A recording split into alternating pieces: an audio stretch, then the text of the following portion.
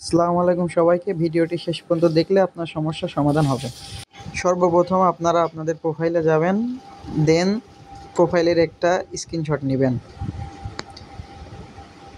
তারপরে প্রফেশনাল ড্যাশবোর্ডে গিয়ে আবার একটা স্ক্রিনশট নেবেন। দেন প্রোফাইলের সাম ইস্যু এখান থেকে একটা স্ক্রিনশট নেবেন। দেন আপনারা আপনাদের প্রোফাইল লিঙ্কটা কপি করে নেবেন। কপি করার পরে এবার আপনাদেরকে যেতে হবে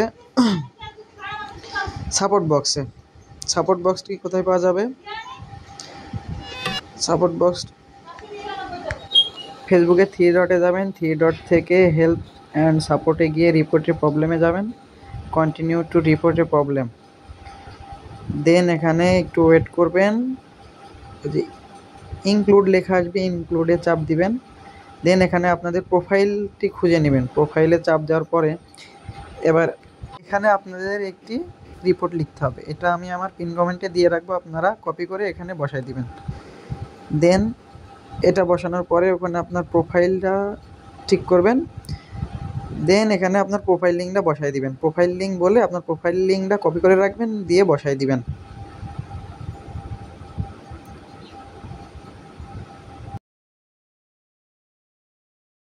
এবার আপনাদের শুরুর ওই 3টি স্ক্রিনশট, প্রথমে প্রোফাইলের একটা স্ক্রিনশট বসাবেন, দেন প্রফেশনাল ড্যাশবোর্ডের ওখানের স্ক্রিনশটটা বসাবেন,